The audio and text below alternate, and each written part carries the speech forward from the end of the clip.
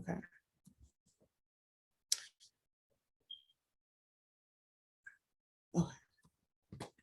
So welcome everyone to the Graduate Student Symposium. This symposium is a partnership between Howard University's Department of African Studies and the University of Ghana's Institute of African Studies, with the support of Howard University's Graduate Student Council, the Ghanaian Embassy, and the Ghanaian Tourism Authority and the Beyond the Return Initiative.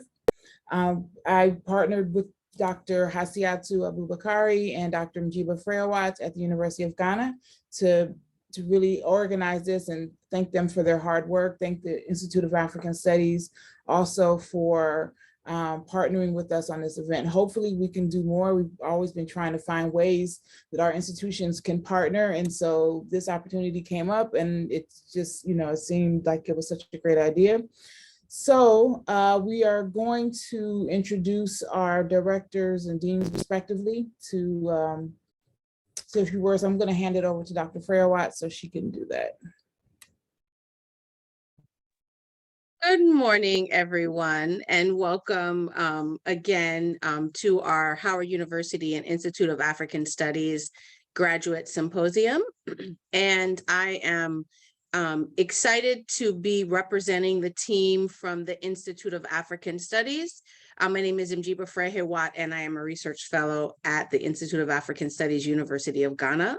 So I'm first going to introduce our director. I just want to ensure that he is with one of our students. Mr. Nibadu, please, is Director Samuel Ntuusu with you? Yes, he's here. Perfect. So I have the pleasure of introducing Director Samuel Ntuusu, who is our most recent director of the Institute of African Studies. Prof, please, over to you. Thank you very much, Dr. Mjiba Freyawat.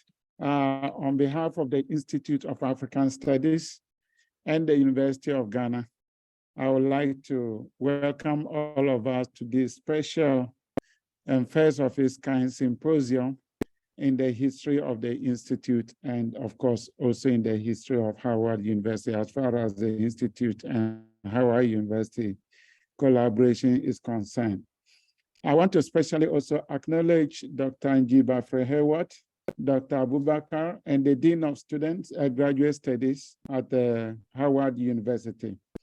Briefly, I would like to indicate that the Institute of African Studies was established in the 1960s in order to engage in research, teaching, publication, and advocacy.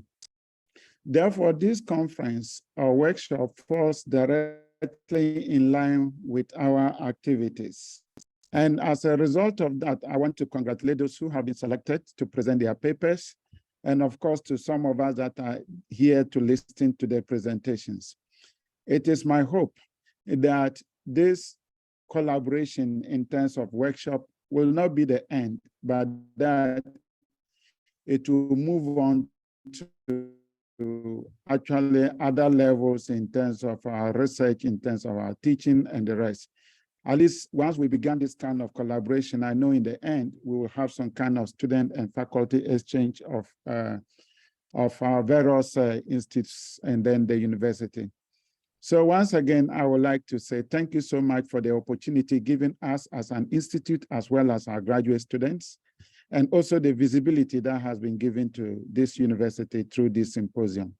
Thank you so much, and I wish all of us a very fruitful symposium. Thank you. Thank you so much, Director Samuel Ntuusu. We are grateful for your wonderful introduction. I now have the pleasure to introduce Dean Dana Williams, who is the Dean of the Graduate School at Howard University. Dean Williams, please, over to you. Thank you so much, and good morning from Howard University. We are so excited, of course, about the potential here and the collaboration that we know will unfold.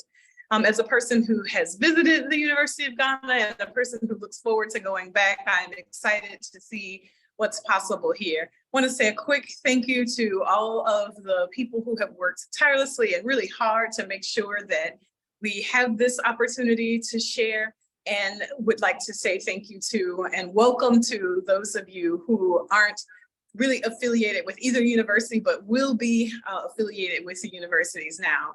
It's just an honor and a privilege to be able to bring you greetings on behalf of the graduate school here at Howard University. Thank you. Thank you, Dean Williams.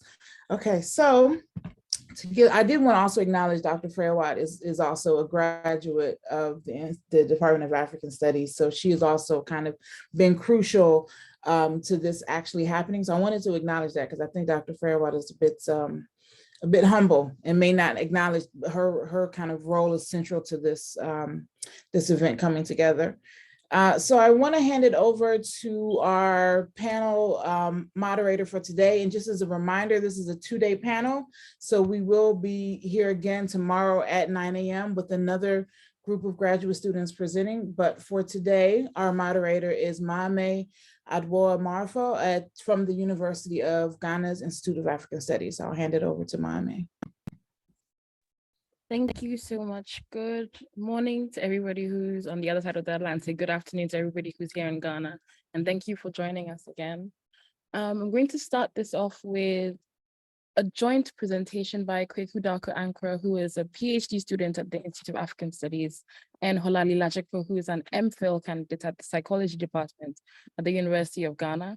And their presentation is on the topic, Teaching the African Diaspora, Global African People Abroad to Ghanaian Students, Experiences from the University of Ghana. And so I'll hand it over to them for their 10-minute presentation. Thank you very much.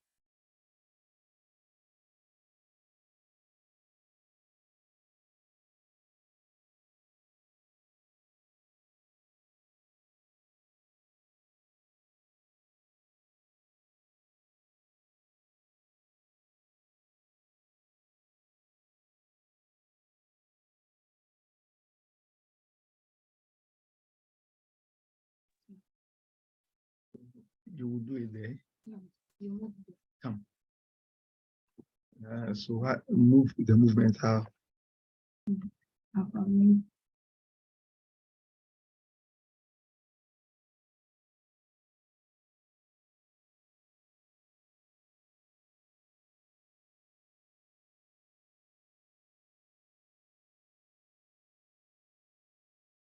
Okay. Hello. Hello. Yes. Hello. Yes. Good morning. Okay. Thank you very much. This is me and my group. So this is a loaded work of 4 people. So this is ongoing research led by our professor, Dr. Njiba Freya-Watt, myself, Kweku Darko Ankara, Ni Adutel Badu, and Olali Lajekpo. And it's about teaching the African diaspora, global African people abroad to Ghanaian students, experiences from University of Ghana. And this research is it was done to also study and know the degree of how the students understand and appreciate the African studies right from the beginning to the end. So we are trying to assess how the course went about, some of the things that we can get from the student to improve the course, as well as the general understanding from the methodology and approaches we use in teaching the students. So the outline, first the outline is about the introduction, the purpose of the study, the methodology, the results, and then the conclusion.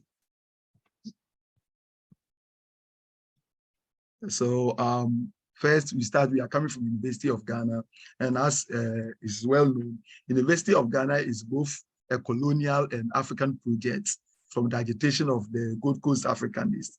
As a result, in 1945, Elliott Commission for West Africa was commissioned, and they come out with a recommendation about creation of universities.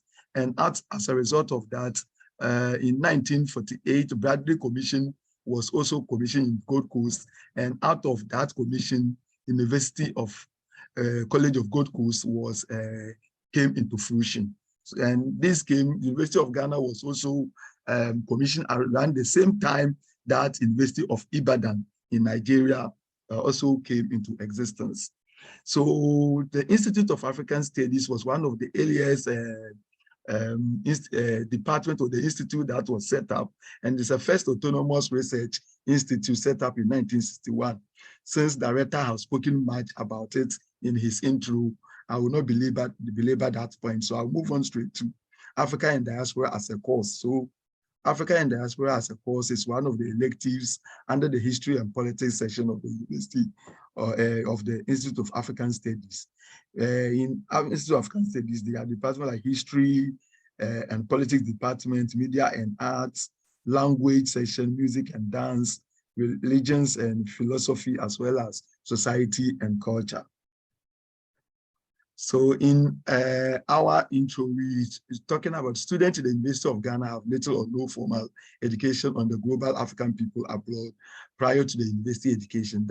This course was basically designed as an overview of the voluntary and the involuntary journey of people from Africa to diaspora, the life experiences, as well as the general culture of the people in the diaspora, and some notable contribution of the African people to the world civilization.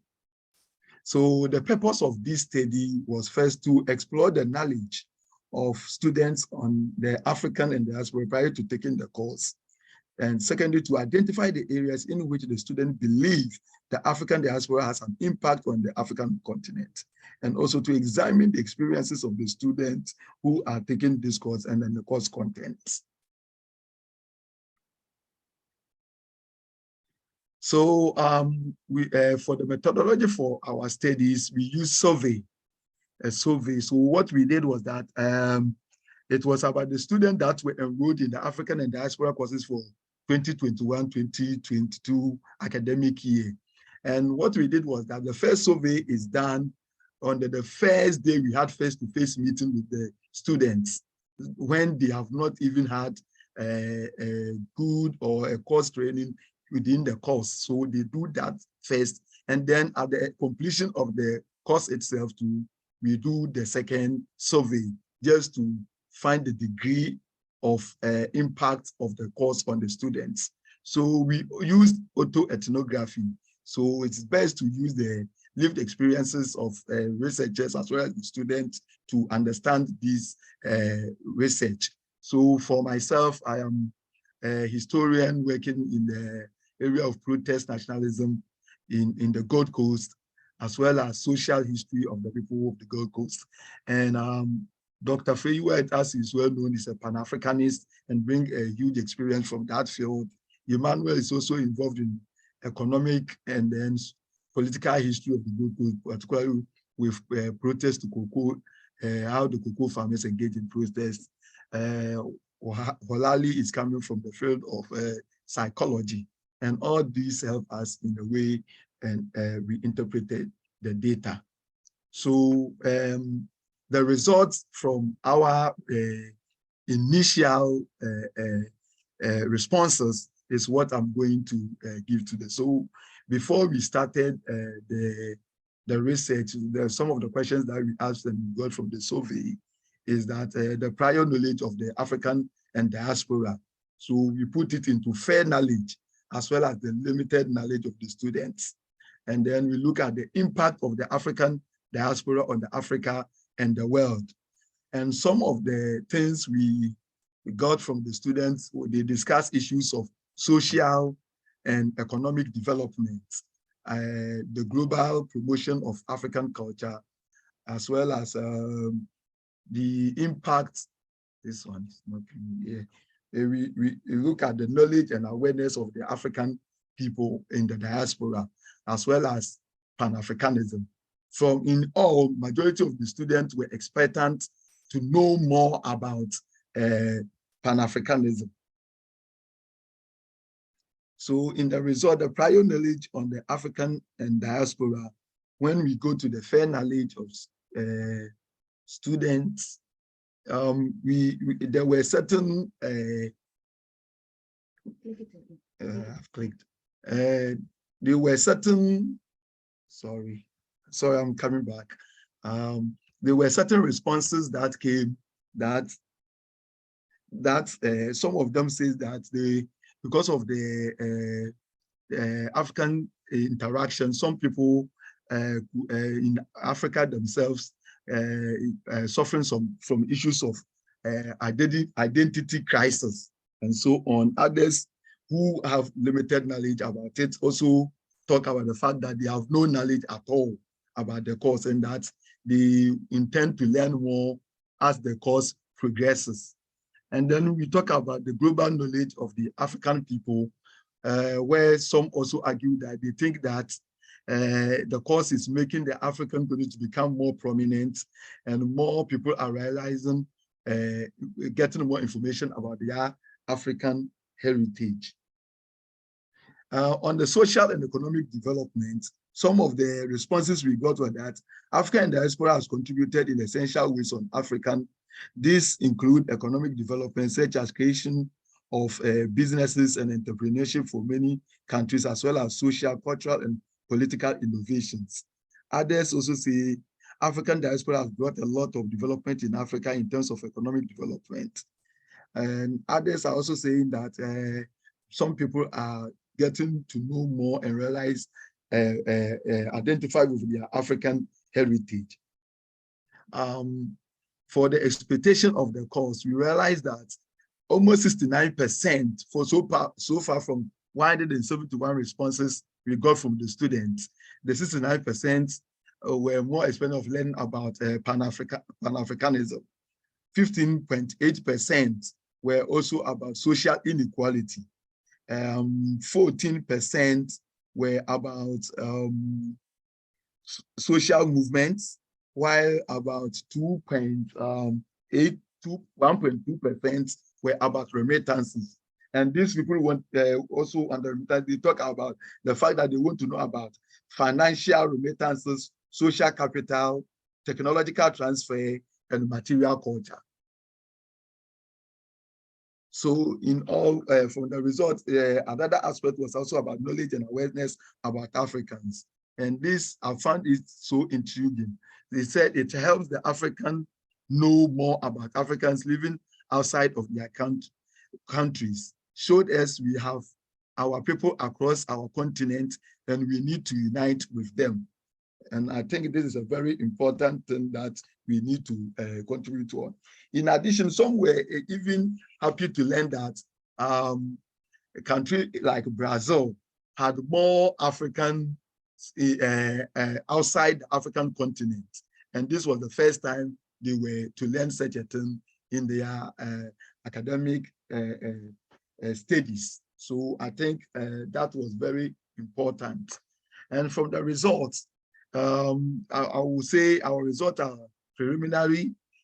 Further analysis are being done on the data, and then the team is also working on the manuscript for publication. But the initial results as a part of conclusion is that students were excited to learn more things about the people in the diaspora and the linkages between the people in African continent and the people in African diaspora, particularly with regards to issues of inequality, issues of racial profiling, issues of marginalization in terms of government policy, and so on. So this is something that the students bring on board, and we are developing all these points for further publication. Thank you. Thank you very much, Kweku, for a really insightful presentation. I would like to remind everybody that we will have time for questions after everybody has presented.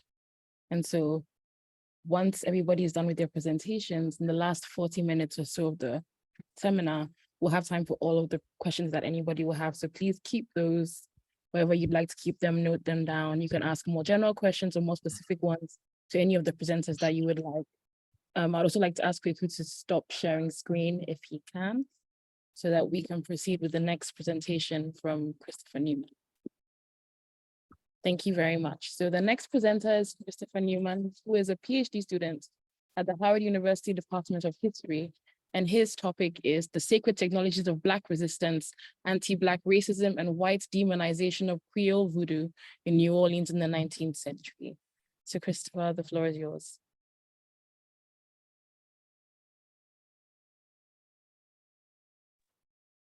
Okay, thank you so much. I'm going to go ahead and share my screen now. Get out of the screen. Okay, is everyone capable of seeing my screen currently? No, not yet. Okay. Apologies.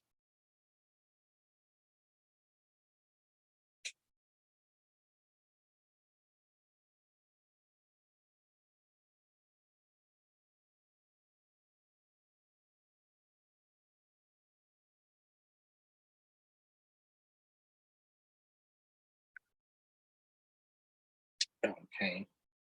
Hopefully everyone can see my screen now, or hopefully.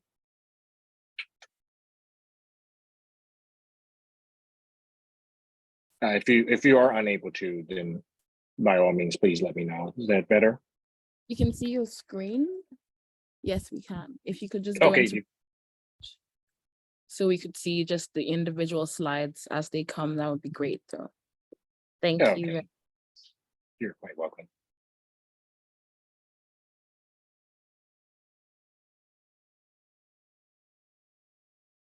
Okay. So again, my name is Christopher Newman. As mentioned, I am a second year PhD student at Howard University in the, sorry about that. I am a second year PhD student at Howard University in the history department. And my topic for the day is the sacred technologies of Creole voodoo. The sacred technologies of Black resistance, anti-Black racism, and white demonization of New Orleans voodoo in the 19th century.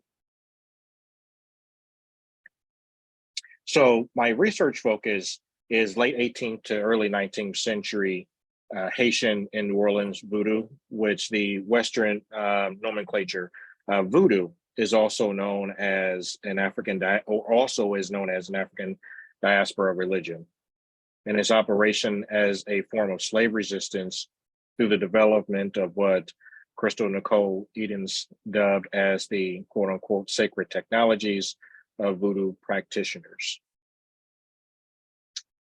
So to start off, let's just pose a question of what is voodoo and just kind of explain what voodoo is and what voodoo is not. So voodoo with the two O's is a term that we are most familiar with. But however, at its core, it is a manufactured title whose roots are found in Western stereotypes and pop culture, pop culture icons and such. So voodoo as an African diaspora religion, like Brazilian Condeblo, having a difficult time pronouncing words today, Cuban Santeria, Jamaican Obia, and others. Voodoo is not based exclusively on witchcraft, as most 18th and 19th century Europeans and Americans inaccurately believe. Instead, Haitian voodoo or voodoo and its New Orleans counterpart function in service and reverence to spirits called Luau, and are traced in its histories across the Atlantic during the transatlantic human slave trafficking. So voodoo in the white imagination, let's just kind of take a look at some of the caricatures of voodoo in the white imagination. So this is a caricature of voodoo in the white imagination from the Disney film, The Princess and Frog. This is a voodoo doll, which most voodoo practitioners in Haiti and other parts of the Caribbean do not know of voodoo dolls, let alone use voodoo dolls. This is certainly a westernized reimagination of what voodoo is in the form of witchcraft. And then this guy here, which is a character from Scooby-Doo. And so this again is just kind of, these are depictions of what voodoo represents, again, within the white imagination, the white imagination of pop culture, whether or not it's movies, television, or various items.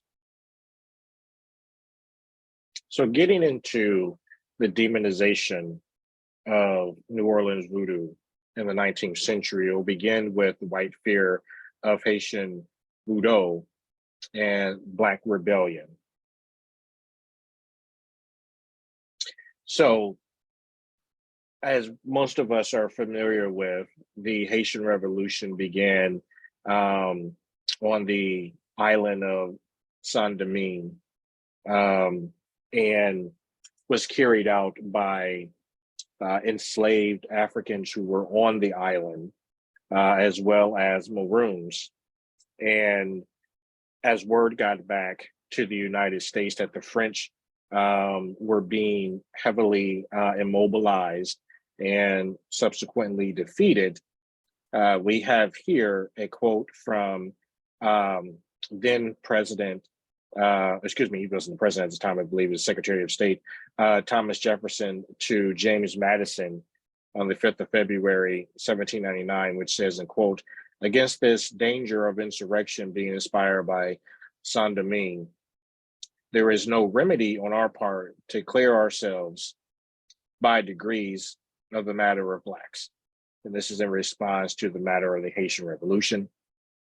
And then a few years later, the Louisiana Territorial Governor, William C.C. Claiborne, speaking to then President Thomas Jefferson in regard to not wanting Haitian refugees who were a part of the Haitian Revolution to enter or infiltrate, if you will, New Orleans, says, quote, "The searchers of all hearts know how little I detest to see another of that wretched race set his foot on the shores of America, and from how my heart I detest the rapacity that would transport them to us."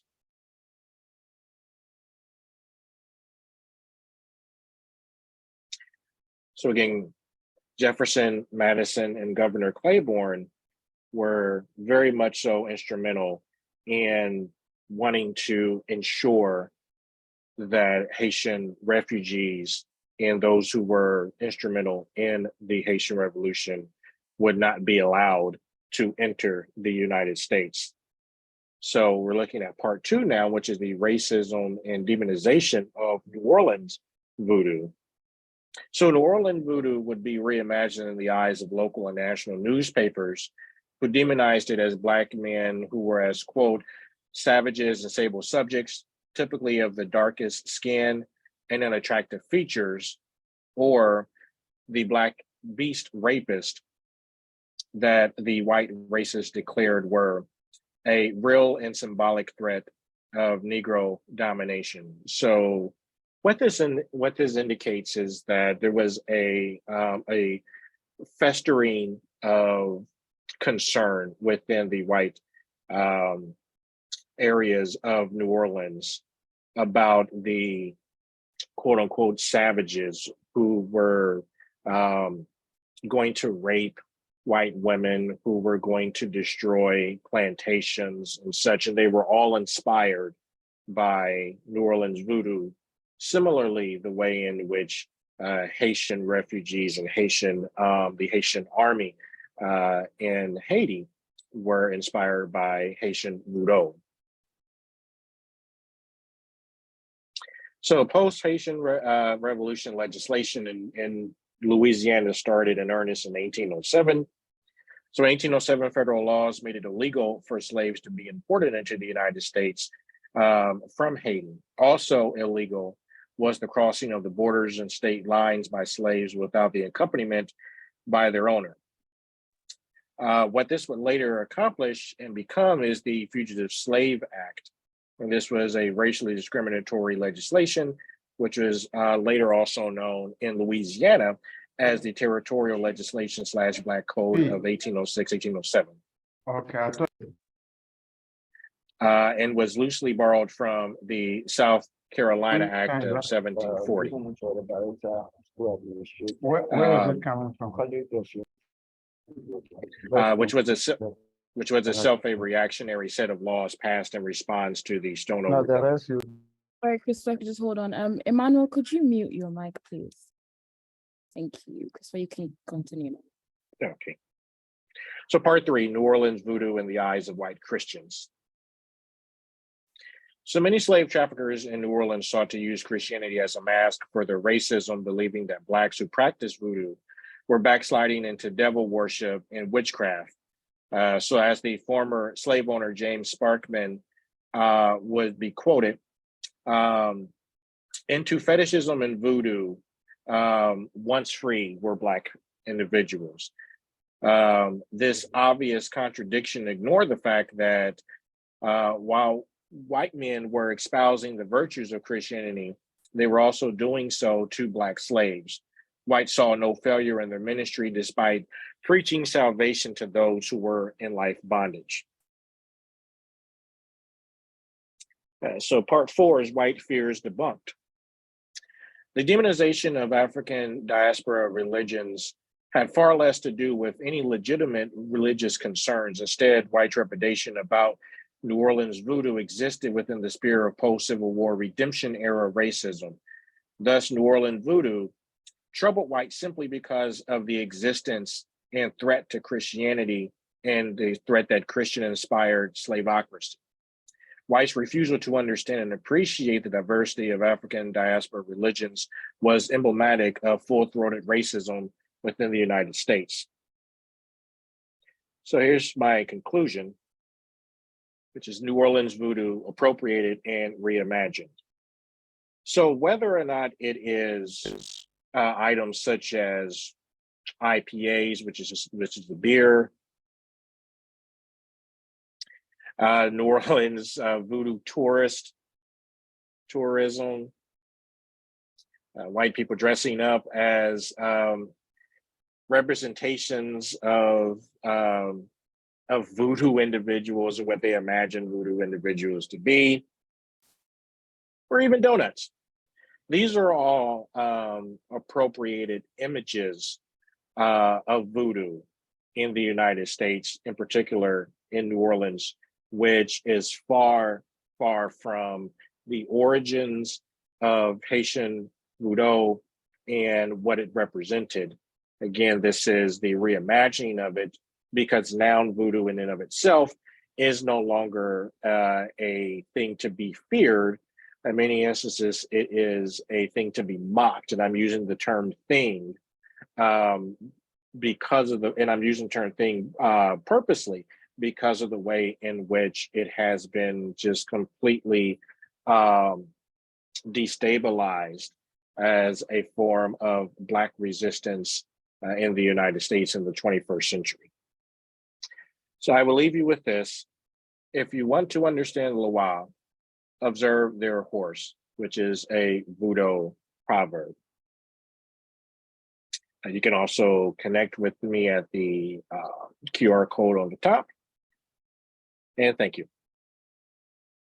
Thank you very much, Christopher, for that presentation. It was really insightful, really interesting. And your work sounds really interesting as well.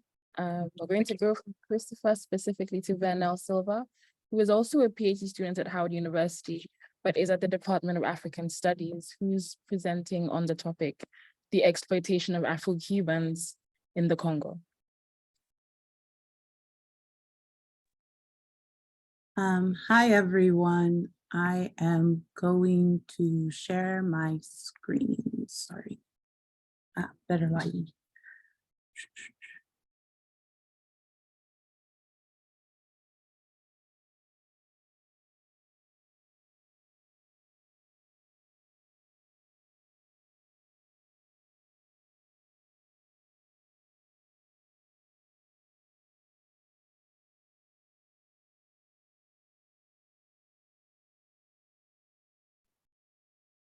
Okay, hopefully everyone can see here. Yeah, so I am actually a third-year master's student in the African Studies program here at Howard University. I can't say here since we're also have the honor of sharing space with Ghana right now. Whoopsie. There we go. Perfect. Okay, so I am going to fittingly cover a bit of the topic here on Afro-Cuban exploitation in the Congo, which is a very loaded topic because Cuba has had so much presence in so many different African nations fighting for liberation and independence in the 60s, the 70s, and even into 1991 with Angola's liberation movement. So I chose to focus on the Congo specifically because of the year of being 1965. This was also considered the climax of President Castro's campaign to unionize Blackness with the diaspora in the hypocritical sense outside of the nation. He would do so, but within the nation, Afro-Cubans were not allowed to exist, which is why I refer to Afro-Cuban presence and identity regarding Africa to be just blatant exploitation. So we'll move forward here. So a couple questions just to begin here is simply why does Cuba even care about African independence? There are so many nations throughout the Western world that Cuba had a mission to assist. So why African nations? Another following question, why were Afro-Cubans deployed to Africa? Which may seem rhetorical at face value because they're African descendants, but also this question is to examine the exploitation of their existence. Why specifically were Afro-Cubans among all Cuban soldiers deployed to Africa if they are told that their identity just simply does not exist? So here is a picture here of Che Guevara, Fidel Castro, and Victor Dereki at the time. No, we actually can't see your screen. Oh, you can't? Oh, no. Yeah, it just says loading. Okay, much better. Can you see it now?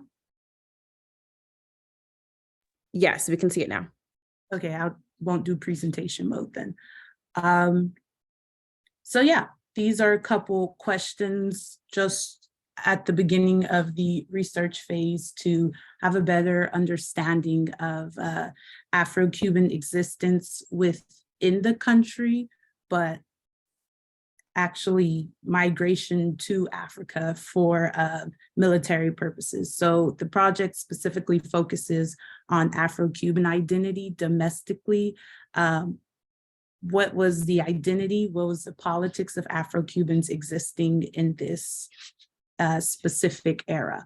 So with that being said, you have to backtrack and preface their whole existence with the next point here, nationalism within Cuba, Jose Marti's influence, and he being revered as the founding father of the modern Cuban revolution because he directly inspired President Castro's rhetoric towards Blackness in Cuba and how it should not exist and how it should align with patriotism and nationalism, such as to be a Cuban-centric individual. You should not regard yourself as Euro-Cuban or white Cuban or Spaniard Cuban or Afro-Cuban. And here is an excerpt from Patria, which was a newspaper that Jose Marti actually spearheaded in Miami when he was expelled from Cuba from the previous revolution in the early 1900s. And this is only an excerpt that I won't read all the way through, but it gives you an idea of his belief on patriotism and his belief that Afro-Cubans should be a part of the revolution, but that is all that was given.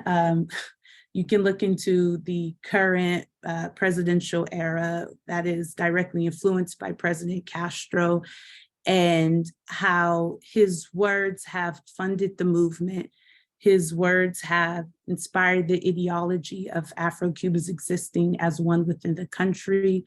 They're allowed to exist, but just not independently. I will move on to This is History Will Absolve Me. This was the very first speech of President Castro that he gave in defense of the Moncada barracks, which was a failed mission to overthrow President Batista at the time, who was a strong ally of the US. And the overthrow happened in Eastern Cuba, in Santiago de Cuba, which is largely Jamaican, Haitian, Nigerian descent. This is actually a picture of what the Moncada barracks look like now. It's supposed to be an institution, but that's all the government allows everyone to know. So I will read this excerpt. To those who called me a dreamer, I quote the words of Martí: a true man does not seek the path where advantage lies, but rather the path where the duty lies. And this is the only practical man whose dream of today will be the law of tomorrow, because he who has looked back on the upheavals of history and has seen civilizations going up in flames, crying out in bloody struggle throughout the centuries, knows that the future well-being of man, without exception, lies on the side of duty. So this was President Castro's declare of the necessity of the modern revolution in Cuba. And in this speech, which was the turning point of Afro-Cuban identity in the country, it was a turning point because not only were they not allowed to exist, but at this time they were told, you cannot exist, but you simply should be a part of nationalism, the movement of patriotism, and to exist as one with the country. And then that goes on to another instance in time. This is in 1962, leading up to the 1965 relationship with the Congo, I should say. This was the second declaration of Havana. And this is where President Castro makes an appeal to Black people, I should say, quote unquote, Black people outside of Cuba, specifically in the US.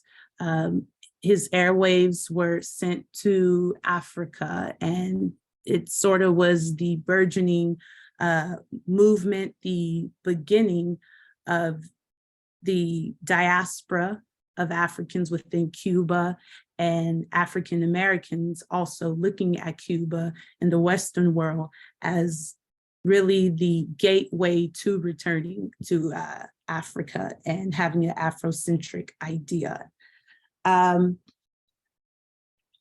So that was 1962. Fast forward a bit to 1965, where they are now stationed in the Congo. You have Victor Dreki, who is the leader of the Congolese mission after Lumumba was overthrown in 1961 or 62, I believe. The Congo, at the time known as the Congo, is now within a middle ground, or I should say purgatory, between Kasavu and then the Belgian occupancy.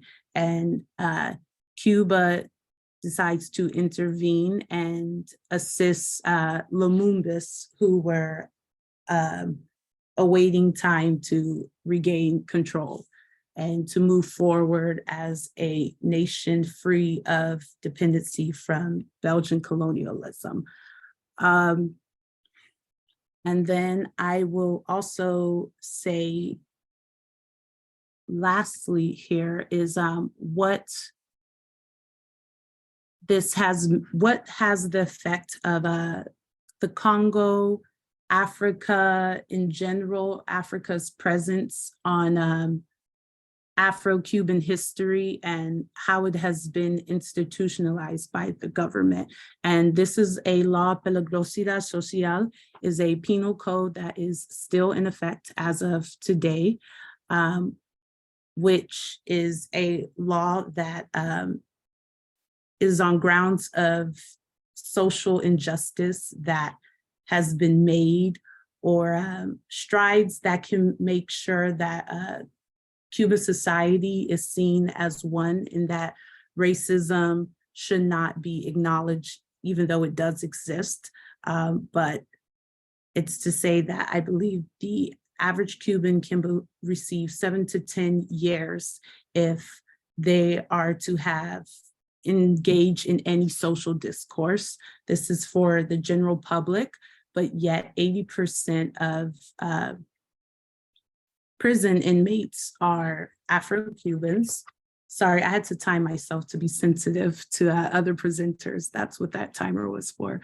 But I will end here and end on a note with saying that Afro-Cubans are still marginalized, racism is still institutionalized, and in essence, the whole entire impact that Cuba had in Africa was not for Afro-Cubans' betterment or progression.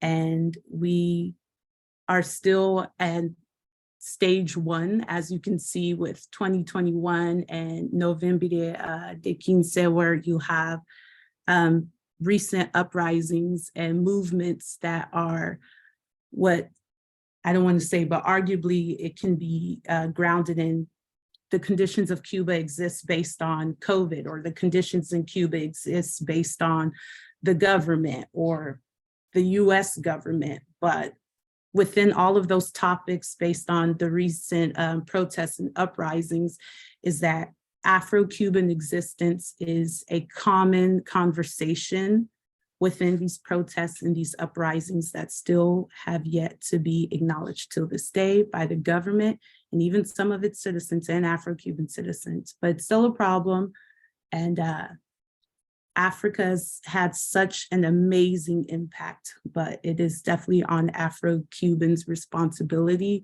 to have their voice heard and the government to acknowledge. I will end there. Thank you. Thank you very much. And thank you for presenting on a topic that kind of problematizes the ways in which African people here in the diaspora sort of connect with each other, or how we link up and what that means, and making it meaningful goes beyond simply connecting as an endpoint. So thank you very much for that. And we're going to move from there to Emmanuel Badu, who is presenting on the topic, A Socioeconomic History of the Cocoa Industry and the Development of Nationalist Movements in Ghana, 1940 to 1966. And he is a PhD candidate with the Institute of African Studies at the University of Ghana. So Emmanuel, the floor is yours.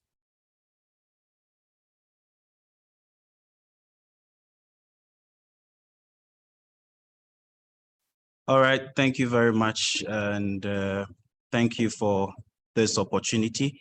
So this presentation forms part of a larger research, which I am undertaking here at the Institute of African Studies, University of Ghana. And my presentation will cover 3 broad areas. I would have an introduction. We will talk about nationalism in Africa, and then a discussion on nationalism as a process, and a conclusion.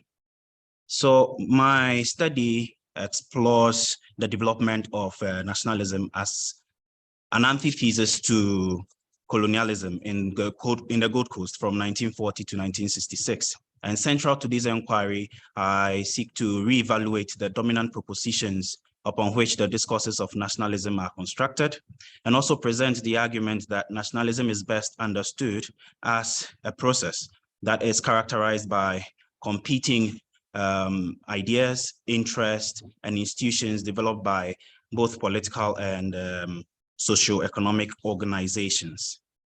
So in trying to talk about African nationalism, I look to certain scholars that have made some strides in defining or conceptualizing African nationalism. And it still is a contested subject. However, nationalism has always been mostly been tied to politics, and it has always been seen in the terrain of politics and political science.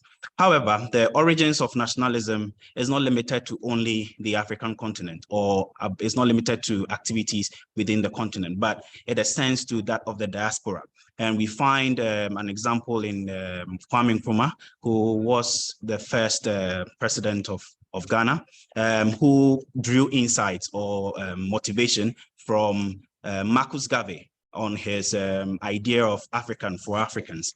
And Nkrumah made a speech at a public rally where he said that Africa for Africans are cried, Africa for the Africans, but not the kind of philosophy that Marcus Garvey preached.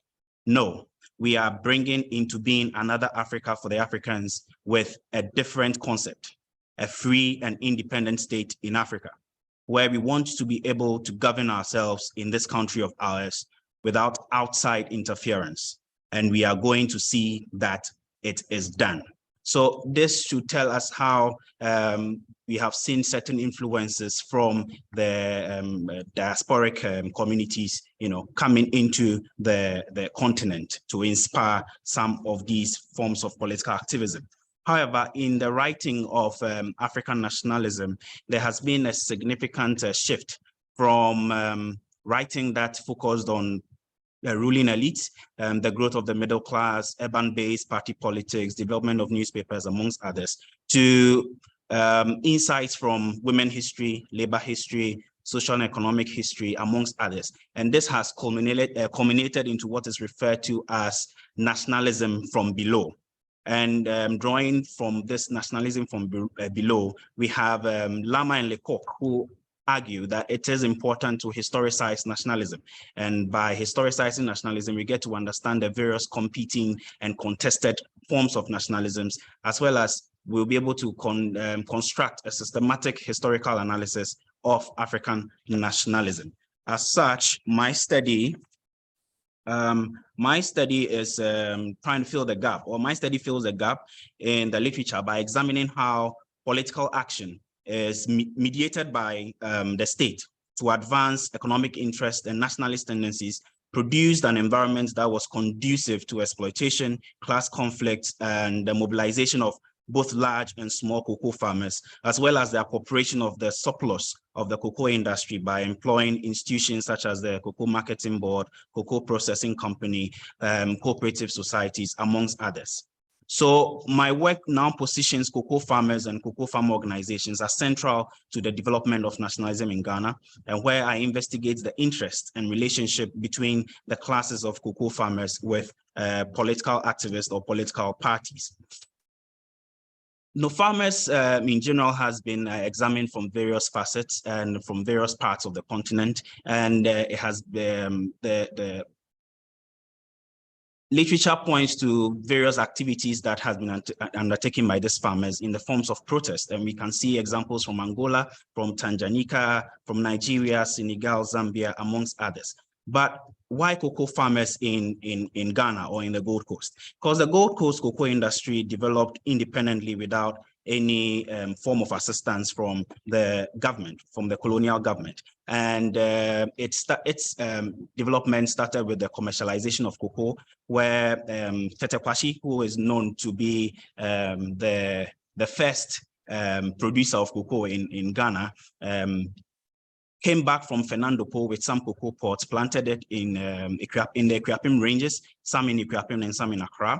And once the trees matured, he sold some to farmers who were interested to farm the crop, gave some as presents. And this slide talks to us about his house in Ikuapem, and then the farm where he started the cocoa is also portrayed in there. So this commercialization also brought about a significant change in the lives of the people of the Gold Coast, especially those of the interior, and where cocoa now expanded to areas of Asante, Western regions, and other localities. And so on the map here, we see the map of Ghana, where we have the areas, the area marked green. I hope it is green on everybody's screen. It indicates the areas where cocoa farming dominated. And cocoa also served and still serves as the foundation for economic development in Ghana. The reason cocoa farmers are more important to the study is because cocoa farmers, from the beginning of the cocoa sector or the cocoa industry, had certain forms of protest with the European firms who were trying to monopolize the cocoa trade and then exploit these farmers, as well as the colonial government. And farmers engaged in certain forms of protest, such as the cocoa hold-ups, one which was very foundational, and that was the 1937-1938 cocoa hold-up that shook the foundations of the colonial administrations in the Gold Coast. And cocoa farmers were able to as well contest cocoa prices so that they can have very appropriate prices for their cocoa.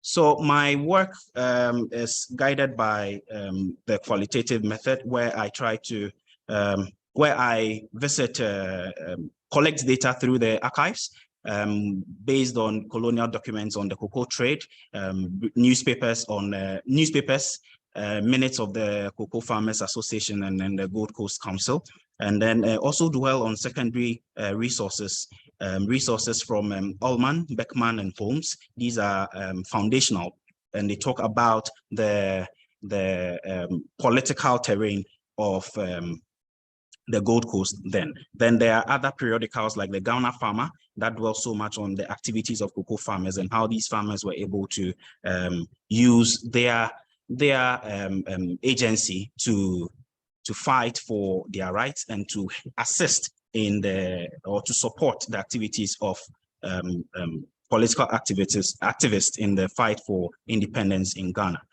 So this brings us to the second part of my presentation, where I talk about nationalism as a process. And here I like to explore the relationship between the political and the socioeconomic organization. And based on the introduction about historicizing nationalism, in understanding nationalism as a process, we get to understand the various competing ideas that led to the kind of activism that existed in the Gold Coast from the period 1940 to 1966. We also would understand the various interests and institutions that developed by political and socioeconomic organizations. And by interest, the cocoa farmers generally have been seen or have been portrayed as a homogeneous group. And it's important that this study tries to break the cocoa farmers down. So we talk about social differentiation of cocoa farmers, where we get to understand the various social categories that existed amongst cocoa farmers and the various interests each of these categories presented, as well as talking about the mobilization of these cocoa farmers by the political parties. So Kwame Nkrumah had the CPP, and then he led the CPP, and he, in trying to win or fight for independence in Ghana, set the struggles of cocoa farmers and other groups. But because I am looking at cocoa farmers, I'll talk about cocoa farmers more. Became very essential to him. And as part of his party, he added the Farmers Council as a wing of the party, in trying to mobilize these farmers, appropriate some of the resources from the cocoa sector to support other activities of the Gold Coast. That also falls to the NLM, which is the National Liberation Movement led by Boafo Akuto, who also sort of mobilized cocoa farmers against the CPP. So you have that contestation between two rival political parties, where each one of them fall to cocoa farmers in order to have some form of affirmation or to have the numbers in the support and the fight towards independence. So I place this work within the Marxian concept of class and class analysis. And yes. Please move to your conclusion, and then we can come back to this during the All question. right, that's fine. So, in I was almost there anyway. Thank you. So the work, the development of nationalism, I say, is not limited to only political personalities or activists, but it involves other parties. It involves, the collective, and that this research will serve as the foundation to understand the state of the cocoa sector at the moment, and also the basis for national development. Thank you. Thank you very much for your presentation. It was really enlightening, and I hope you can come back to your framework during the question time because it looked really interesting. I'm sorry that I had to rush you. So we're going to move to our last presenter before our question and answer time starts. And that is Araba Edu-Apau, who is a student at the University of Howard University, and is at the Department of African Studies. And her topic is Unfinished Migrations, Ghana's Year of Return and the African Diaspora in the Modern World. So Araba, please go ahead. All right. Hello, everyone. My name is Araba Edu-Apau. I am a fourth-year PhD student in the Department of African Studies at Howard University. And I'm so excited to be here with you today because I'll be speaking on a topic that is near and dear to my heart and is actually my dissertation focus. But the title is Unfinished Migrations, Ghana's Year of Return and the African Diaspora in the Modern World. So unfortunately, I don't have all the time in the world to go over the different nuances and intersectionalities of this topic, but I hope at the end of this presentation, you'll leave with some important terms and keywords when you're thinking about how do we increase relations, or I should say enhance and support relations within the diaspora.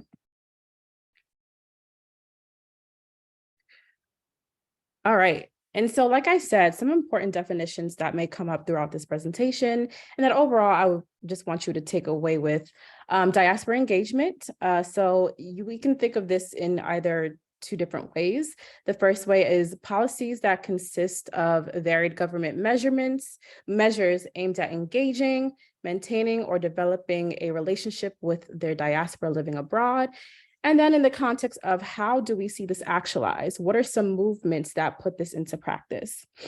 And then another key term and definition is diasporic consciousness, which was coined by a researcher by the name of Jan. And it says that a form of consciousness that encompasses everyday life experiences that are built in relation to stories of movement and displacement. And then also social culturalization, which refers to an individual or person adapting to the social norms of a particular group in society. Within the context of this conversation, that society is not their own. All right, so researchers that study diaspora engagement have found that there indeed a gap exists between Africa and people of African descent who are living outside of the continent.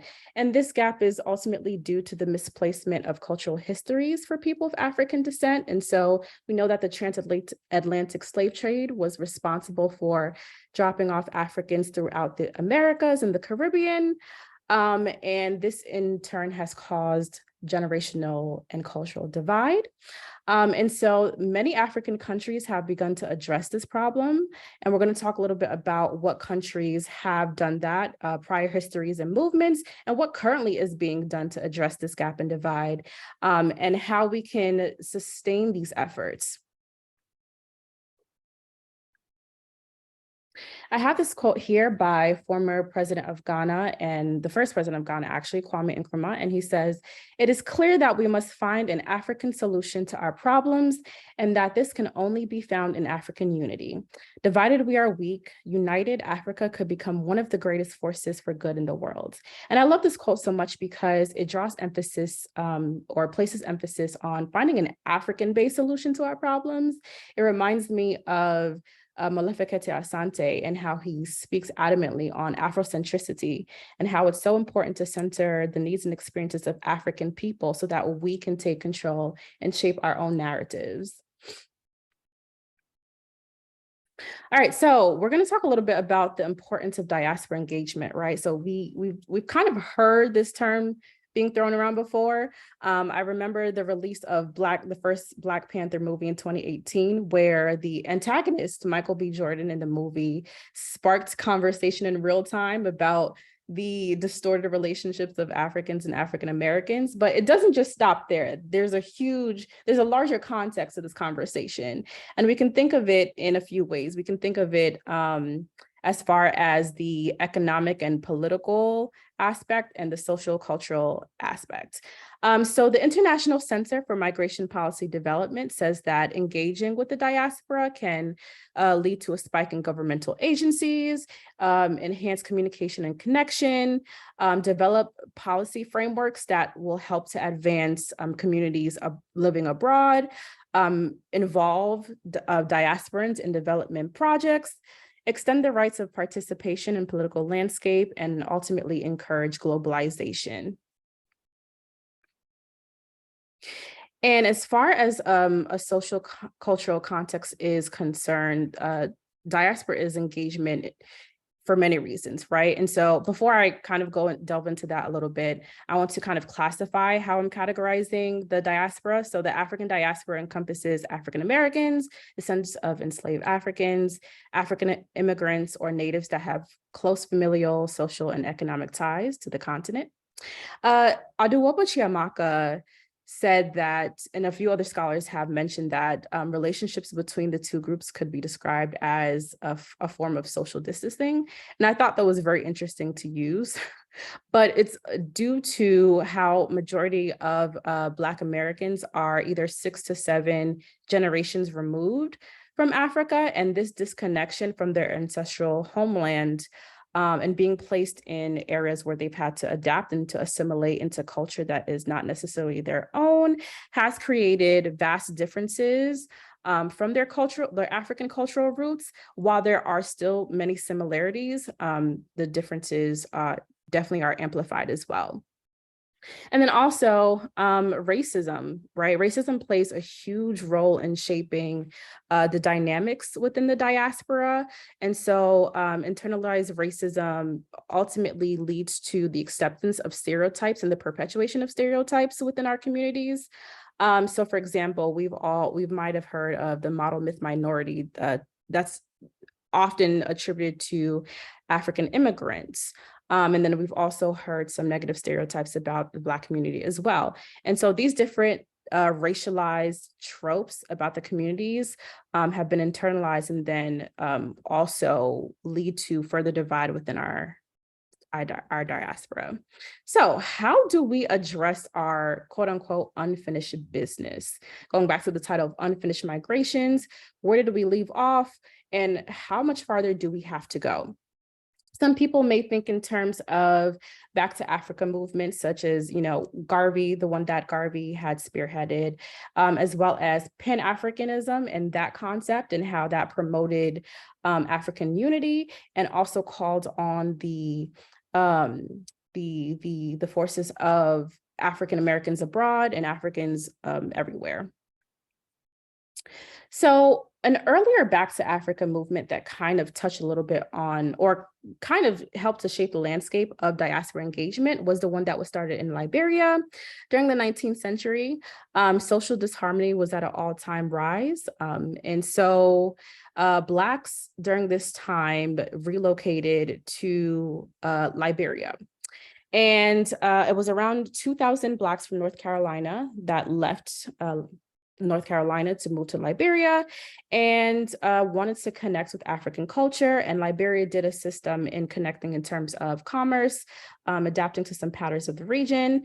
Unfortunately, and this is going back to the term I talked about earlier, the social culturalization, many African Americans had expressed concerns of being able to properly assimilate into the culture due to not being able to speak the language, not knowing practices and customs and norms of the Liberian society. And so it made it very difficult for them to really, truly immerse themselves within Liberian culture. We also have the migration to Ethiopia that happened during the Garvey Back to Africa movement. And so a number of African Americans and also West Indians had migrated to Ethiopia in search of this promised land, right? And they were promised with livestock, farming, the ability to farm, and ultimately different things to help sustain themselves within Ethiopia. Unfortunately, some of these promises had went unfulfilled, and this had definitely impacted Ethiopia in strengthening relationships within the diaspora. Now, currently, and I know I'm running on time, so I'm going to try and go quickly through this, but currently Ghana had instated a what they call the Year of Return, which was a year-long celebration of festivities and ceremonies to help commemorate the 400th anniversary of the enslavement of Africans. And so Ghana essentially uses opportunity to cry out to the global African family to provide opportunities to reconnect, to resubmerge, and to restore some broken relationships that were caused by the transatlantic slave trade. And just to quickly go over some of the tenets of the Year of Return, what it aimed to accomplish and some of its objectives, but it provided some African Americans with transnational citizenships. So this afforded some African Americans, that's my timer going off. I'm going to try and quickly breeze through. But this afforded some African Americans the ability to politically participate and enjoy some rights and to be members of the community while still maintaining their citizenship in their place of origin. The Year of Return also brought 1.9 billion in revenue into Ghana's economy. The Ghana Tourism Authority also had predicted 200,000 visitors, I believe, during the Year of Return, and they ended up with over 500,000 visitors between the year of 2019 and beyond the return, which was instated in 2020.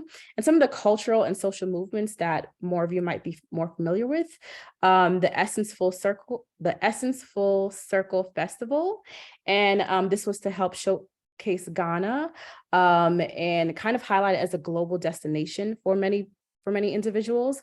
The Afro Nation Festival, which was an Afrochella event and large music festival that featured artists such as Burna Boy, Wizkid, and other members of the African diaspora or other famous music artists. And then the importation of skills and capital, right? So we're talking about migration and this influx of people into Ghana. They're also coming with skills. They're also coming with resources to help build Ghana and to introduce capital revenues. But there are some critiques to— I'm going to need you to conclude like now. Okay, this is the last slide. Okay. So there are some critical things to address with Ghana's Year of Return and other Back to Africa movements in terms of, what we should be doing as far as diaspora engagement. And so some critiques hold that Ghana's Year of Return does not adequately address the emotional distress caused by the Atlantic slave trade. And then the Year of Return and its impacts on the local Ghanaians and how they've been impacted socially and culturally. And then also that the Year of Return supports globalization and other quote unquote colonialist concepts. And so this in turn proves to be problematic for most people. And then I had a few recommendations. I'm going to breeze through that as well. But in order to help further sustain Ghana's Year of Return and other Back to Africa movements, we have to ensure that the revenue sustained from these movements are directly and indirectly being funneled into Ghanaians and diasporans. We have to create tools and survey methods that measure the efficacy of these objectives, and then also identify and address needs of African Americans and those within African society to see if we are adequately addressing the needs and concerns of our people. And that is it.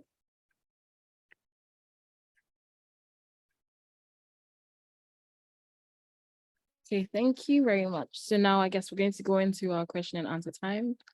After everything that's been said, I guess there's so many points of synergy and convergence, so many points of divergence, so many things that I can see as like running threads throughout these conversations, oppressive dynamics and the ways in which they've played out in the diaspora, on the continent, the problematization of connections between the diaspora and the continent. There's so much that can be said, but I know that everybody here must have a ton of questions. Please feel free to raise your hand and then I'll ask you to unmute and ask your question. Or if you feel more comfortable putting them directly into the chat, I'll be monitoring that as well, so I can relay that to the panelists. And so at this point, the floor is open for any questions that anyone might have. Please go ahead.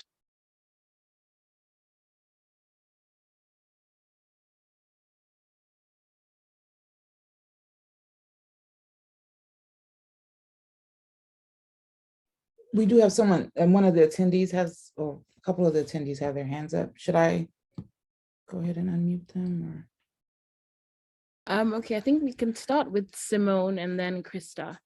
You can go ahead after that. So Simone, please unmute. And if you'd like to turn on your camera, you can do that as well and ask your question to whoever it is. Okay, hi. Great presentations, everyone. I do have a question to Arava and the first presenter. I'm sorry, I'm forgetting your name, but your presentations were very in sync, and it seems as though the first presenter's presentation talked about how Africans on the continent they don't have knowledge of the diaspora, and then Arava's is like Africans across the diaspora, particularly in America, also don't really have knowledge of the diaspora.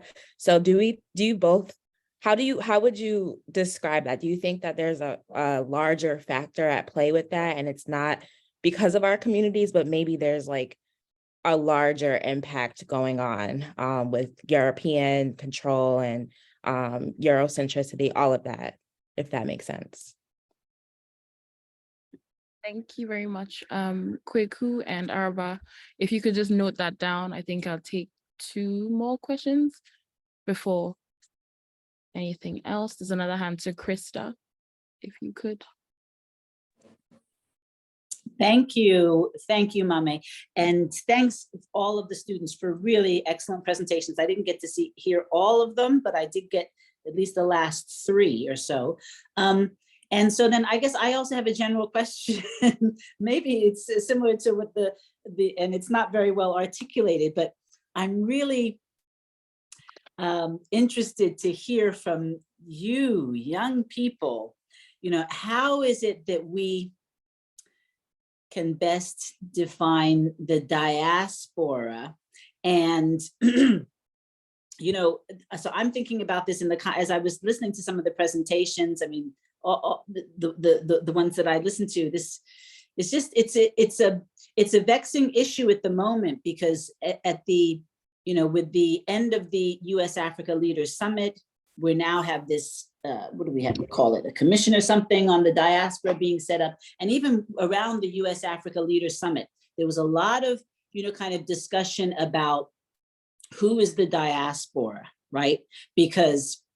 And I'm surprised to learn that in governments, our government is beginning to, I guess, interpret or understand the diaspora as being what might be referred to as the new diaspora. So those who are first or second generation Americans, right?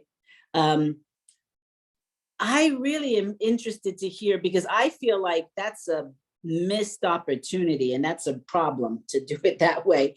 And being a faculty member at Howard and having the opportunity to engage with all of you young people, my sense is that you have a very different understanding and appreciation of how we should define the diaspora, and what I think the relationship between the diaspora and the continent needs to look like. So I'd really be interested to hear any of you all's, kind of further reflection on that. Thank you. Thank you so much, Simone. I think that's a question that I'll leave to all of the panelists. I'll leave open. But then there's another question, there are 2 in the chat, but the one that's going to go with this round of questions is from Monique Bruce, who asked what's going on with building up the healthcare gap in Africa. And so if there are any of the panelists who feel like they can speak to that question directly, they can answer that first. But I'll go to Kweku with the first question that was asked. And then after that, I guess Araba can chime in as well. And that's Simone's question about, that's Simone's question about the diasporic relations, or like how we're looking at things and how we don't really understand. Either side doesn't see. So Kweku, I think I'll come. Yeah. So it goes back to the history of the colonization itself, and then the causes that were there. So if you look at back in the colonial days, people were more aware of the other Africans in the diaspora, because from Ghanaian historical point of view, we have people coming from the Caribbeans, from the Americas, who even participated in Ghana's independence. So in Ghana, we can talk about Mr. Christian from the Trinidad and Tobago, who became even a member of parliament or legislative council at Sekendi. We can talk about Atta Louise, who became Nkrumah's financial advisor. We talk about Padmore himself, who came to Ghana, also became Nkrumah's advisor, and Du Bois, who was also in Ghana and even died here with the wife. So we see that sort of linkage. But after independence, the Nkrumah's idea of Pan-Africanism apparently went down. So a large number of a new generation of Ghanaians sort of were not concentrating in the issues of diaspora as compared to the colonial Gold Coasters or Ghanaians, who were more in tune in knowing what is going on in the diaspora. So I think most of this problem came from the post-independence governments, particularly in Ghana, who were not anxious on the issues of the African diaspora. But it has currently, all of a sudden, there has been renewed energy of trying to know, because of the year of return thing, with specific reference with certain economic advantages that will accrue from it. So that is why this course, in a way, is also generating a lot of interest from a lot of students who intends to know more from the Africans in the diaspora. So I think from my point of view, from speaking from the African side, this is what I can add. But if I may veer a little bit to why others from the other side in the diaspora themselves to have this same disconnect with people in Africa, is about also from my experiences with people who are coming from the diaspora is before some of the people in the diaspora will even get to know African history, they have to get into, let's say, master's degree or a graduate level before they become so closer to issues of Africa. And because it is not concentrated in the basic school level before they go to university. And as it is even currently happened in somewhere like in Florida, where there is even an issue about teaching issues of African history in Florida by Governor DeSantis and what have you. It makes it even impossible for people in the diaspora to know much about things, even in Africa, if their own history is even being sidestepped right there in America. So for me, it is the way the courses are taught, right? Both Ghana and then in the diaspora, or Africa and diaspora.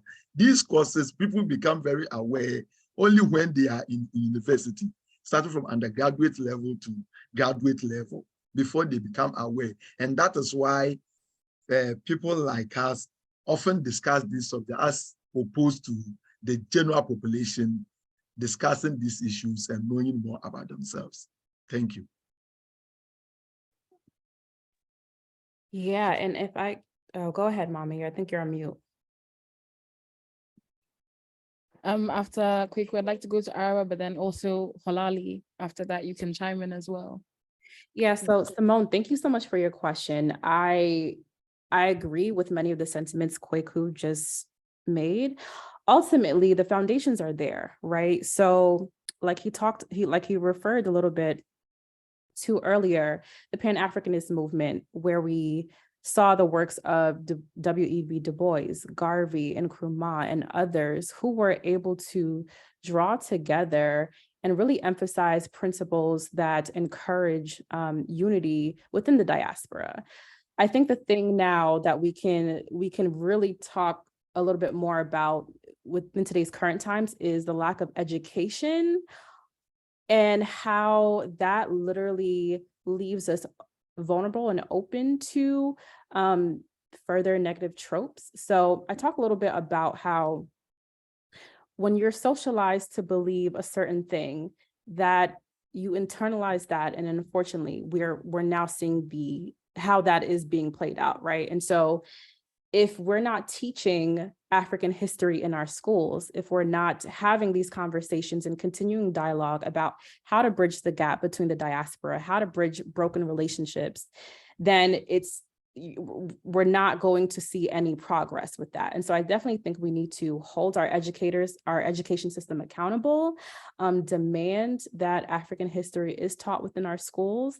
And well, I shouldn't just say African history, but Africana history, because it goes both ways, right? We as Africans have to learn more about African Americans and vice versa. And I think that we'll start to see how less taboo this topic will become. And so I definitely think education is a huge factor as to why we're not seeing much progression in this area.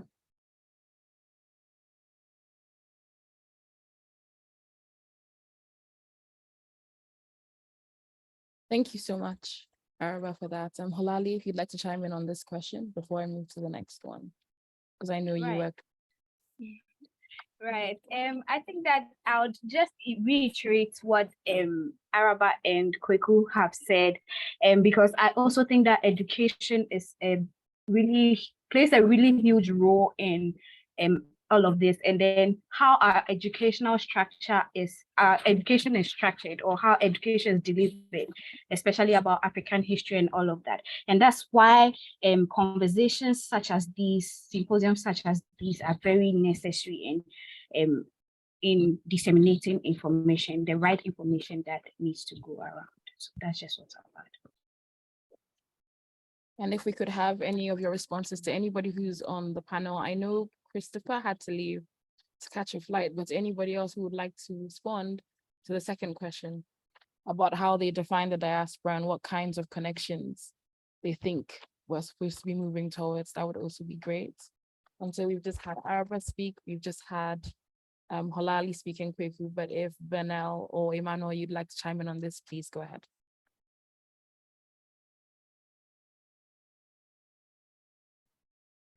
Hi, you said the question again was, how do we define the diaspora? The kinds of connections that we would want to see between continental Africans and Africans in the diaspora. That's just paraphrasing though. Yeah, no, I'm sort of piggybacking off of, completely, correct me if I say your name wrong, Araba, I'm sorry. But on education, simply just education is a start. And I wanted to speak on this to sort of go in and answer Gus's question in the chat as well, because it's all within the same presence, where he's asking about how did Afro-Cubans in Africa affect the diaspora.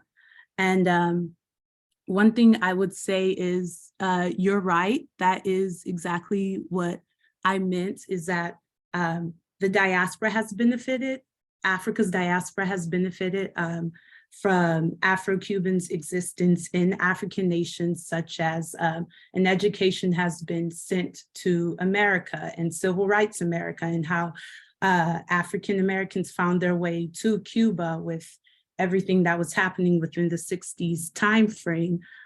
But domestically in Cuba, Afro-Cubans, have they benefited from just their Black face being at the forefront, the movement? No, it they have not benefited whatsoever. And I'll tie it back into what was said earlier. Education is a starting point. To have just the simple topic of the Independent Color Party of 1902 in Cuba to be acknowledged within the education system, or Walterio Carbonell, or even the idea of Antonio Maceo being a founding member of nationalism, as well as Jose Marti, and how his presence as an African descent in Cuba is not acknowledged within the education system. So it's a stepping stone in the right direction for progression for the whole diaspora. Thank you very much, Vanel. Can we go to Emmanuel if you wanted to chime in, or if you wanted me to move to the next question? All right, thank you very much, Mami Ajwa. I think I would also share in the sentiments with Vanel, and then the earlier speakers, Kweku, Araba, and then Polali. Is what I would like to just add is that I think the idea of what the diaspora is missing. A lot of the time, people look at just possibly, they don't look at the historical antecedents of what made the diaspora. They just look at what is happening in the present. And when you just take the history away of it, you lose its essence, because that is how we get to understand why that occurred, or why that event occurred. So if we are able to have a well-documented history, or history that we can share across all other diasporic communities, then it becomes easy for people to identify with their home, with where they may possibly have to come from, and how they can relate with other people, either on the continent, or those on the continent to relate with others in other diasporic communities. Thank you. Thank you very much for that. Does anybody feel like they want to respond to the question about the healthcare gap in Africa and what's going on with building it up? That's open to anyone. I know no one specifically spoke about this in their presentations, but if anybody feels like they want to respond to that, before I go to Gus Griffin, whose hand is up in the chat.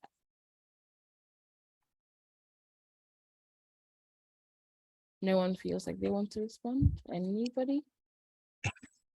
Okay, I think I would start this and then draw Kweku in. He has certain specific examples towards that. For the healthcare gap, especially for us, for the people of Ghana, or for us in Ghana, there has been certain improvements in healthcare, which doesn't come from, comes from people of the diaspora who come into the continent to build up these hospitals, clinics, build clinics that are specialized towards certain forms of ailments, and then that helps to improve the daily or the people of the country. I'm sure it cuts across all other continents. So we have the Cardiothoracic Center, which was developed. Of course, he is a Ghanaian, but eventually he is someone who spent a lot of the time in the diaspora and had come back to help with healthcare, primary healthcare in Africa or in the country. So for the gap, I think yes, there is more to be done in terms of drawing linkages or learning some of these technologies that can facilitate healthcare. But to some extent, there has been some improvement that I can say for now. Thank you very much. I think you wanted to have Kweku chime in. Okay, yeah.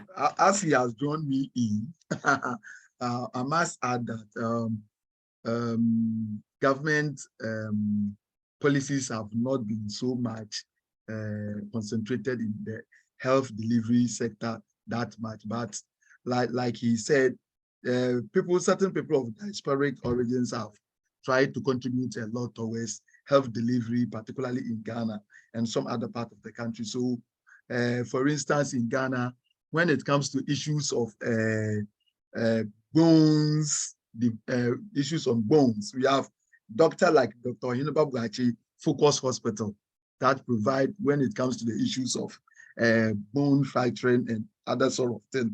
And then we have Dr. Buahin, who is at Johns Hopkins University, who also comes in all the time to do some sort of face reconstruction. And it's because he's well, in fact, two other words, he's well known for his capabilities. And then we also have one of the only oncology center in Africa, apart from one in South Africa, one is in Ghana, which was also built by a diaspora called the Ghana Swedish Medical Center. This is one of the only one center you could find in Africa with helipad and all sorts of things. Then we have also a Leicester Hospital who do a lot of work when it comes to people who want issues of reproductive health and so on.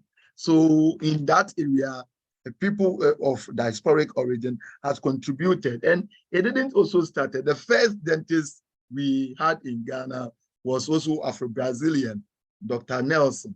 Yeah, he actually introduced the dental hospitals in, at Laboni and so on. So people of diasporic origin have really contributed to that. And in recent time, there has been more people returning back home to contribute their quota towards health development.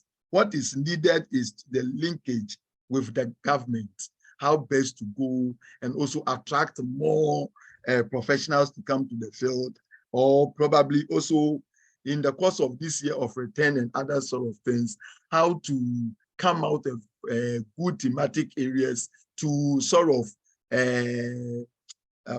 invite some African Americans or people in diaspora who have certain expertise to come to the country to also give some sort of trainings to our professionals, so that that technology transfer, knowledge transfer will also help in development of our health sector.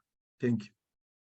Okay, thank you so much, Kweku. Dr. Frehiwot has also posted a comment in response to that question where she says, the challenges with healthcare in Africa, specifically in Ghana, must be tied back to the structural adjustment program, where social services, in parentheses, health, education, and infrastructure, were changed to be fee for service and not primarily as public good.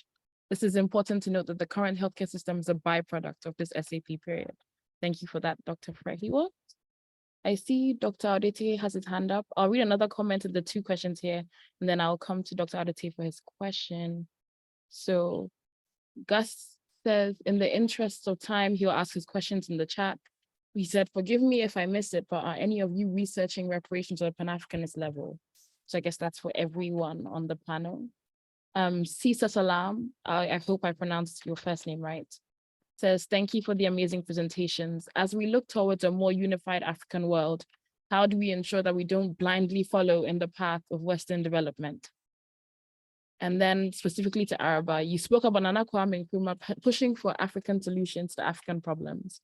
How do we ensure that the solution that we are applying to our problems are indeed grounded in African perspectives and worldview?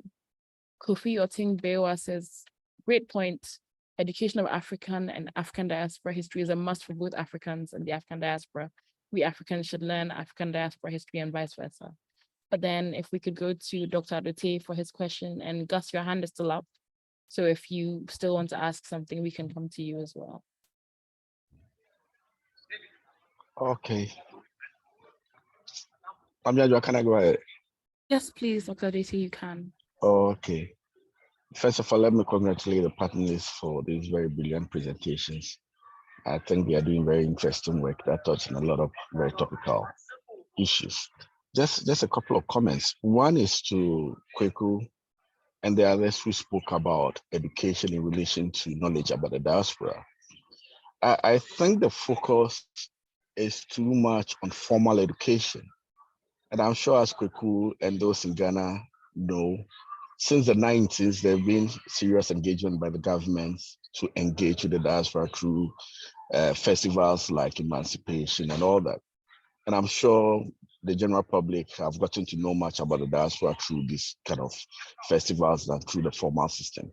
So it'll be interesting to explore these avenues to see how much they've contributed to knowledge creation about the diaspora, especially in the communities where the forts and castles are, because the diaspora engagement largely has been one of a tourist engagement. And these people visit these communities every time. How much has it contributed to knowledge about the diaspora? So as we talk about knowledge about the diaspora, yes, it's important to talk about the formal educational system and how much it contributes to what we know or we do not know about the diaspora. But beyond the formal educational system, what are some of these programs that the governments have initiated since the 90s, the emancipation, the Afro-Cheles, the year of return and all that have also contributed to letting people become more aware of the diaspora? So that is something I would like them to also explore. And to Araba on the diaspora as well, which goes back to the issue of definition. I was interested in more of looking at what the African Union says about the African diaspora. We've had definitions, it doesn't say anything about African Union. And I think it is very important because the African Union has now designated the diaspora as a sixth region. And that definition is very crucial because some of us, or those who work in the diaspora space, have taken issues with the definition because it seems to be a one-way street where basically how it defines the diaspora is what the diaspora can contribute to the continent. What about what the continent can also contribute to the diaspora? So that engagement, that interaction with the diaspora, which is not just looking at those who are in the diaspora and willing and able to contribute to Africa, but what Africa also is interested in giving back to the diaspora, is something that ought to be explored. My final comment is to Emmanuel on his work on nationalism. I think he's doing a very interesting job, but I would like him to problematize a bit what nationalism is. Because when he talks about the role of the cocoa farmers, we're just asking for price hikes, or what exactly were they asking for? And what would he say about what exactly their demands were? Would he categorize those demands as nationalism? Because there are contestations about what exactly nationalism is. So if you want to draw in the cocoa farmers as part of the nationalist struggle, then he needs to further engage the definition of nationalism and let us know whether what they were doing was really nationalistic or they were just probably parochial interests related to their interest in the cocoa sector. Thank you very much. Thank you very much, Dr. Bate. Okay, I think I'm going to go from the more specific concerns to the broader ones. I think Gus's question is probably the easiest for everyone to answer as quickly as possible. So whether anybody here is studying currently reparations from Pan-Africanist perspective, I feel like that's a quick yes or no. So if we could all, as panelists, if you could all just respond quite quickly so we move on to the next question, I'd be grateful. Yes, great question, Gus. I am currently doing that from the perspective of Afro-Cubans and what belongs to them rightfully. So quick answer, yes, I am conducting that research currently. Okay, thank you. Anybody else have a positive response? I'll take silence as a no. Okay, so I think it's just Vernell who's currently working on that. If I can go to Emmanuel about Dr. Adutu's question, engaging definitions of nationalism and how you're constructing the cocoa farmers, I guess, as a part of the nationalist struggle. If you'd like Okay, to thank you very much, Dr. Adute. Thanks for the comment and thanks for the question too.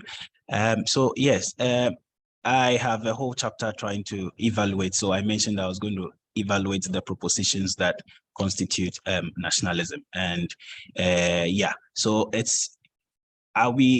most of the dominant propositions just talk about the development of political parties, development of newspapers, amongst others. So that leaves the nationalism into that of the elite nationalism. So there's an argument about it being just elite. Is it about social organization and social groupings? Is it about rural communities and involvement of peasant farmers or other groupings in the community? So these are the various areas that are guiding my response to the re-evaluation of nationalism, although it's not very conclusive at the moment, and I can't say for certain what the conclusions are because it's an ongoing research. Yes, I have factored in the dominant propositions of it, and I'm bringing in some these socioeconomic organizations to also not just bring them in as looking at their activities, but how these political elites or how these parties mobilize them as part of their activism in the fight towards independence. And yeah, so that is what I am doing about reevaluating nationalism in Ghana. Thank you. Thank you very much, Emmanuel. If I can go to Kweku and Holali about the focus on formal education, Dr. Dottie's comment, if you wanted to respond to that, I'd be grateful. Either one of you or both of you is fine. Okay. So I think it's something we would take into consideration. And Mami, if you quite remember, when in our informal discussion the last time, this came into it, and you remember I talked about it. What are we doing to sort of get it to ordinary people on the streets, particularly with this year of retention, which has become sort of elitist and for only educated people, and how do we sort of try to bring ordinary Ghanaian to be involved? So it is a very good point that Dr.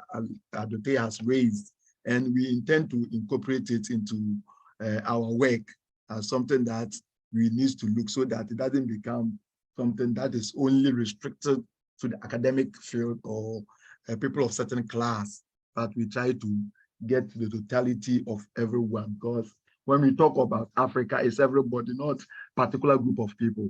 When we talk about the African diaspora, it's not particular people alone. It should be all encompassing, and as a result, we thank him for raising that point, and we are going to make use of it. Thank you. Thank you for that response. I'm going to move the question to Araba then, if that's fine, on defining or the definition of the diaspora they're using, especially Dr. Adote's comment on the AU definition of the diaspora, and whether that was something that you'd sort of accessed or looked into and how you felt about, so whether you want to respond to what that definition is and if it concurs with or converges with how you're defining the diaspora in your work. So Araba, if you could just respond to that quickly.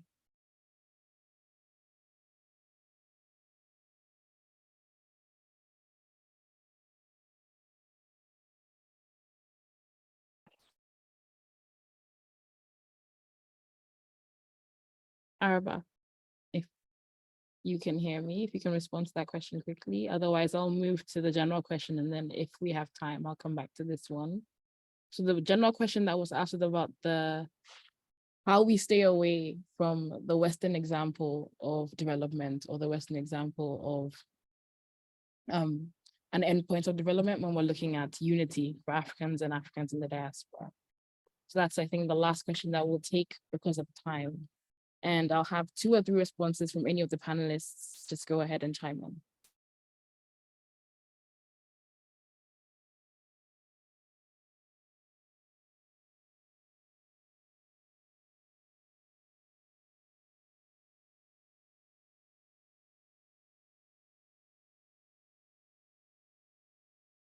Halali, if you'd like to jump in on how we stay away from the Western example really quickly.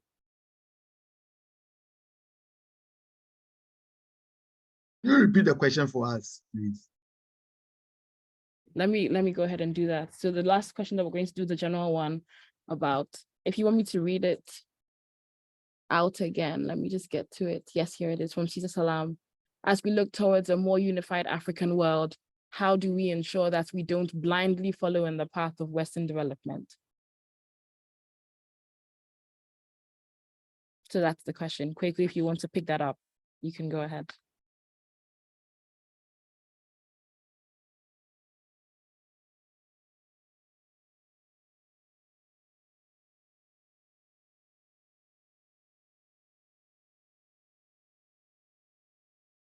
Okay, so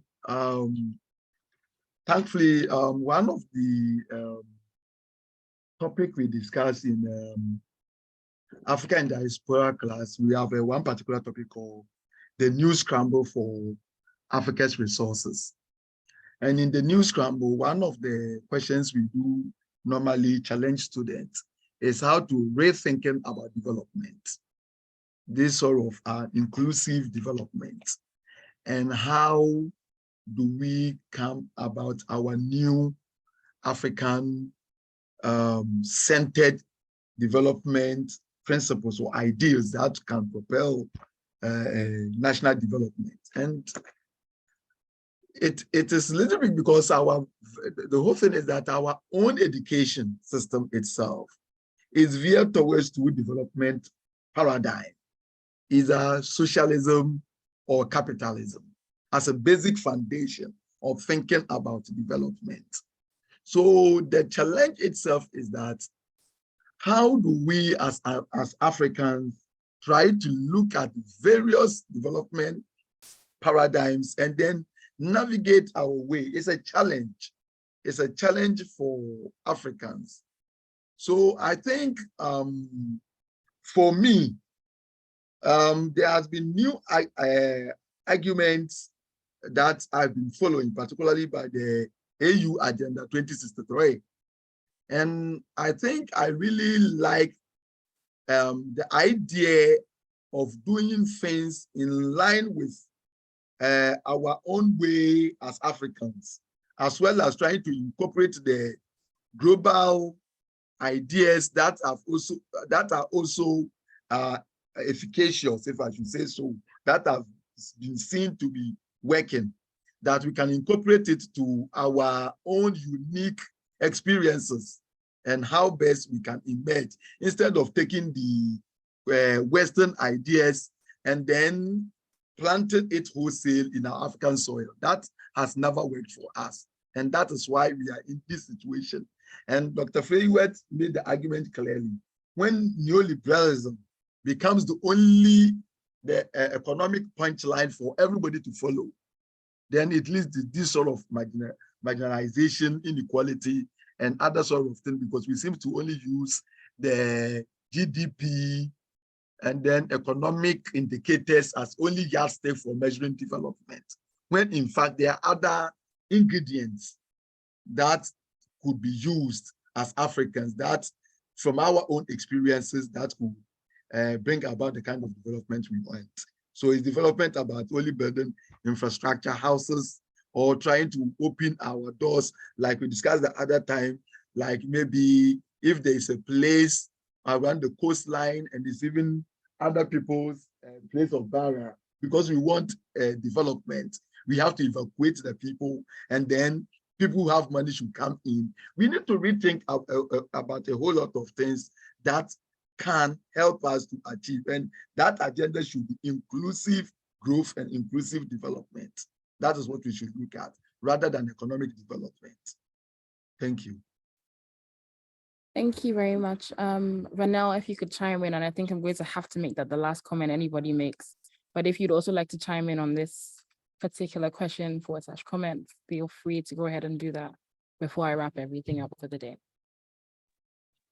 Yeah, that's an excellent question that I'm still pondering on, and I keep finding myself bringing it to a cultural level in regards to, I hate to say it, but Afropolitanism versus Pan-Africanism, and the grand argument between the two, and how you have current cultural movements such as, you know, Young Famous Africans on Netflix and such, and what it represents to the whole world looking at Africa and their perception of Africa, and how we should realign ourselves just with the true essence of Pan-Africanism, which is, you know, if you want to think in a literal sense, to connect America and African Americans and W.B. Du Bois to Ghana. But I would just say from a cultural perspective is to be wary of empty gestures and to be wary of the whole entire colonial impact of Westernization on it. Yeah, I'll leave it at that. Okay, thank you very much, Vanel, for that final comment. And thank you everybody who presented today, for your really insightful, really well thought out, really well argued presentations. Thank you everybody who chimed in with their questions and their comments. Thank you for engaging, and thank you for really listening to what everybody on the panel had to say and taking it in and digesting it and then coming up with your own responses. So tomorrow we have another set of students who are presenting in another graduate symposium, again from Howard and from the Institute of African Studies. So please join us at the same time, 2 p.m. GMT, 9 a.m. EST.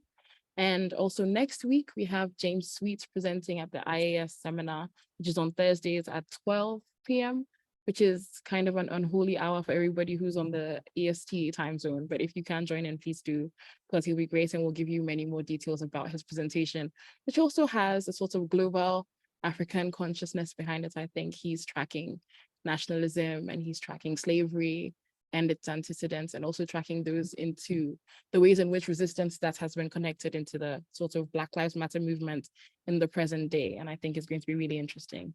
So please come join us. And thank you so much for your time and attention, everybody. And thank you once again to the panelists, to the Howard Graduate School, and to the different departments that these students come from. Everybody did a really amazing job, and I'm glad that we all got to do this. Thank you, and good evening, good afternoon, good morning, wherever in the world that you are. See you all tomorrow.